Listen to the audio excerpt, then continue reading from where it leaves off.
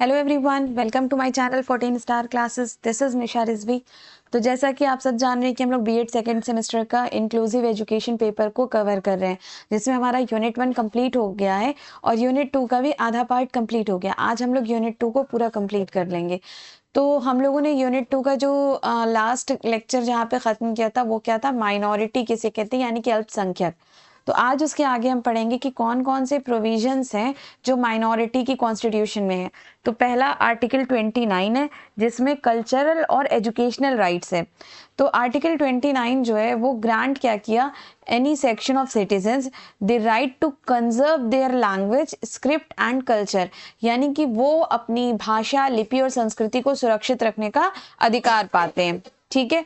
और कोई भी सिटीजन डिनाई नहीं कर सकता है एजुकेशनल इंस्टीट्यूट में इनके एजुकेशन को लेने के, एडमिशन को लेने के लिए।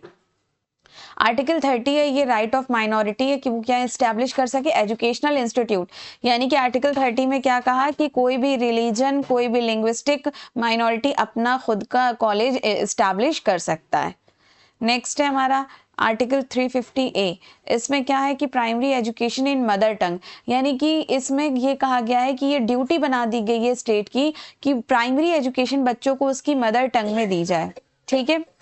नेक्स्ट है हमारा 350B, special offer for linguistic minorities, यानी कि ये प्रोवाइड करता है अपॉइंटमेंट के लिए किसकी, special offer for linguistic minorities के लिए, यानी कि अल्पसंख्यकों के लिए एक विशेष अधिकार की नियुक्ति का प्रावधान किया गया।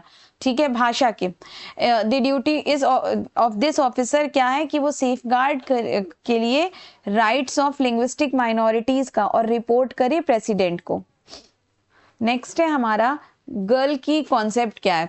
तो 2011 की जो आपका सेंसस हुआ था, जनगणना, उसके हिसाब से इंडिया में जो फीमेल है उनकी जो एजुकेशन की दर है, यानी कि रेट है, वो 64.6 थी, जबकि मेल की जो रेट थी वो 82.14 थी। तो ये जो हमारा एक समझ लीजिए डेटा था, वो क्लियरली ये दिखा रहा था कि एजुकेशन के फील्ड में फीमेल की जो सिचुएशन है वो मेल की सिचुएशन से बहुत कमज़ोर है। जबकि गवर्नमेंट के द्वारा क्या हुआ था कि फीमेल की एजुकेशन को बढ़ावा देने के लिए बहुत सारी आपके समझ जाइए स्कीम्स दी गई, लॉ दिए गए, फिर भी क्या हुआ कि सोशल बैरियर्स पर कई चीज़ें वहाँ पे मौजूद थी, एग्जिस्ट थी। ठीक है। तो सोसाइटी में गर्ल्स को कई तरह की समस्याओं का, यानी कि प्रॉब्लम्स का सामना करना पड़ता है। जैसे आप जानते होंगे कि चाइल्ड मैरिज हो गया, डाउरी सिस्टम हो गया, एक्सेसिव डोमेस्टिक रिस्पॉन्सिबिलिटी हो गई, जेंडर डिस्क्रिमिनेशन हो गया, फीमेल फोर्टिसाइड हो गया। ठीक है, ये सारी चीज़ें। और इनकी वजह से क्या हो गया कि जो सोशल एविल्स थे या एजुकेशन और पर्सनालिटी डेवलपमेंट गर्ल्स का जो हो गया, वो बहुत ज़्यादा अफेक्ट किया। बहुत सारी फैमिलीज में अभी भी ये बिलीव करते हैं कि गर्ल्स की एजुकेशन पे पैसे लगाना बहुत अननेसेसरी है। तो रिजल्टेंट क्या हुआ कि लड़कियां अभी भी समझ जाइए हायर एजुकेशन और एम्प्लॉयमेंट के अपॉर्चुनिटी से एक्सक्लूड रह जा रही हैं। ठीक है। अब इनसे संबंधी जो प्रोविजंस हैं वो क्या क्या हैं। पहला कॉन्स्टिट्यूशन प्रोविजन क्या है कि आर्टिकल 14 में कि सारे सिटीजन जो है, all citizens have the right to equality before the law, यानी कि लॉ के सामने हर एक की इक्वल मतलब राइट है, इक्वली। इसका मतलब क्या हुआ कि गर्ल्स जो है वो कैन नॉट बी डिस्क्रिमिनेटेड, लड़कियां यानी कि अलग नहीं है जब हर एक के लिए राइट इक्वल है। तो आर्टिकल 15(1) में क्या प्रोहिबिट किया गया कि जो हम लोग बेसिक सेक्स के बेसिस पे डिस्क्रिमिनेशन करते, भेदभाव करते हैं, जबकि आर्टिकल 15(3) क्या करता है, अलाउ करता है स्टेट को, ताकि वो स्पेशल प्रोविजन बना सके फॉर विमेन एंड चिल्ड्रन, यानी कि लड़कियों और बच्चों के लिए। आर्टिकल 21A प्रोवाइड करता है फ्री और कंपलसरी एजुकेशन सारे चिल्ड्रंस के लिए 6 से 14 ईयर्स के बीच में। और आर्टिकल 39D और A ये एम्फेसाइज क्या करता है, इक्वल अपॉर्चुनिटी और इक्वल पे, किसके लिए, मेन और विमेन के लिए। ऐसा नहीं है कि कहीं पे गवर्नमेंट जॉब हो या प्राइवेट की, आपको एक मेल है तो आपको ज्यादा पे किया जाए उस पोजीशन पे, जबकि फीमेल को कम किया जाए, जो कि इनडायरेक्टली क्या प्रमोट कर रहा है, इक्वालिटी इन एजुकेशन। दूसरा प्रोविजन क्या था, लीगल प्रोविजन। इसमें क्या हुआ था कि under the right of to education act 2009 free और कंपल्सरी एलिमेंट्री एजुकेशन इंश्योर किया जाए गर्ल्स के लिए, चाइल्ड मैरिज को प्रोहिबिट किया जाए, और जो पोकोज एक्ट है 2012 का वो प्रोटेक्ट करता है गर्ल्स को from sexual offences, ensuring a safe educational environment. Next आपका गवर्नमेंट स्कीम्स क्या थी, बेटी बचाओ बेटी पढ़ाओ स्कीम जो है ये लॉन्च की गई ताकि प्रमोट किया जाए गर्ल्स के एजुकेशन को और इम्प्रूव किया जाए चाइल्ड सेक्स रेशियो को, ठीक है। और कस्तूरबा गांधी बालिका विद्यालय स्कीम जो है वो residential schools have been establish, ये रेजिडेंशियल स्कूल को एस्टैब्लिश किया गया किसके लिए, गर्ल्स बिलोंगिंग जो कि डिसएडवांटेज्ड ग्रुप की हैं। गवर्नमेंट ऑल्सो प्रोवाइड किया scholarship, bicycle distribution, free text book, mid day meals और हॉस्टल फैसिलिटीज, किसके लिए, गर्ल्स के लिए। अब बात करते हैं पिछड़े बालक यानी कि जो बैकवर्ड चिल्ड्रन होते हैं, तो जो मतलब चिल्ड्रन अपनी एज के बाकी बच्चों के कंपैरिजन में किसी काम में, पढ़ाई में, बौद्धिक क्षमता जो उनकी है उसमें अगर पीछे रह जाते हैं तो उन्हें हम क्या कहते हैं, बैकवर्ड चिल्ड्रन या पिछड़ा बालक। यानी कि जो भी चिल्ड्रन क्लास में पढ़ाई को बार बार समझाने पर भी सही तरह से नहीं समझ पाते हैं और एवरेज लेवल की जो प्रगति यानी कि प्रोग्रेस है वो नहीं कर पाते हैं, वो समझ जाइए एजुकेशनल फॉर्म से पिछड़े माने जाते, बैकवर्ड माने जाते हैं।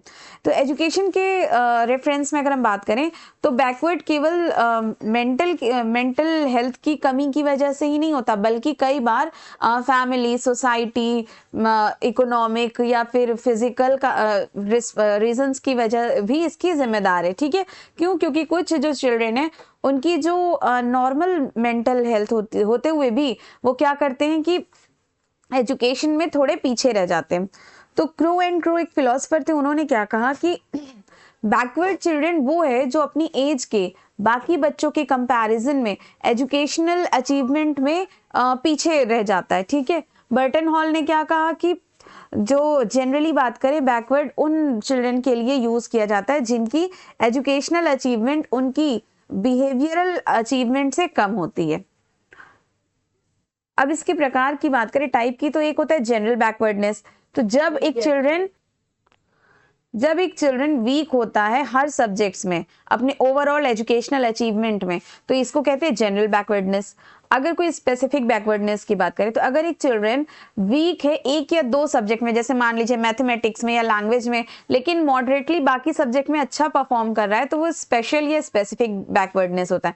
इंटेलेक्चुअल बैकवर्ड की बात करें तो जब IQ जो है वो बिलो एवरेज हो, that is why there is difficulty in studying, उनको हम लोग कहते हैं इंटेलेक्चुअल बैकवर्ड।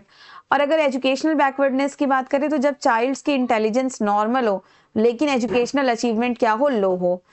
अब पिछड़े बालकों के आधार बताएं यानी कि basis of identifying backward children, तो पहले हम बात करें इंटेलिजेंस कोशेंट के बेस पे, ठीक है, IQ के। तो अगर चाइल्ड का IQ 90 to 100 से बिलो है तो उसको इंटेलेक्चुअल बैकवर्ड कहते हैं। एकेडमिक अचीवमेंट के बेस पे बात करें तो अगर चाइल्ड परफॉर्म कर रहा है एवरेज लेवल से बिलो वाले मतलब बच्चों की तरह, तो वो एकेडमिक बैकवर्ड कहलाएगा। एजुकेशनल कोशेंट की बात करें तो एजुकेशनल अटेनमेंट या कोशेंट जो होता है उसमें हम लोग एजुकेशनल एज को डिवाइड करते हैं एक्चुअल एज से और मल्टीप्लाई कर देते हैं 100 से। अगर ये रेशियो लो है तो चाइल्ड को कंसीडर किया जाता है बैकवर्ड के हिसाब से। स्टैटिस्टिकल बेसिस की बात करें तो अगर चाइल्ड परफॉर्म कर रहा है बहुत ज़्यादा लोअर क्लास एवरेज वाले बच्चों से भी, तो हम उन्हें क्या कहते हैं कि वो स्टैटिस्टिकल बेसिस पे बैकवर्ड है। कॉज क्या है बैकवर्डनेस की? फिजिकल कॉज हो सकती है कि वीक हेल्थ हो, विजन हो, हियरिंग इम्पेयरमेंट हो, फिजिकल डिसेबिलिटी हो, माल न्यूट्रिशन हो, लॉन्ग इलनेस हो। दूसरा हमारा मेंटल कॉज की बात करें तो IQ मेमोरी लो हो, डेफिशिट हो, लैक ऑफ अटेंशन हो, लर्निंग डिसेबिलिटी हो, इमोशनल इम्बैलेंस हो। तीसरा एनवायरमेंट कॉज भी हो सकता है, यानी कि फैमिली डिसऑर्डर, इकोनॉमिक पॉवर्टी हो, अनएजुकेटेड पेरेंट्स हो, अनसूटेबल स्कूल एनवायरनमेंट हो, इम्प्रॉपर टीचिंग मेथड हो, निगेटिव इन्फ्लुएंस ऑफ पीयर्स हो। तो ये आज हमारा यूनिट 2 यहाँ पे कंप्लीट हो गया। आई होप आप लोगों को सब अच्छे से समझ में आया होगा। नेक्स्ट लेक्चर में हम लोग यूनिट 3 स्टार्ट करेंगे, उसे भी 2 लेक्चर में खत्म कर देंगे। Thank you.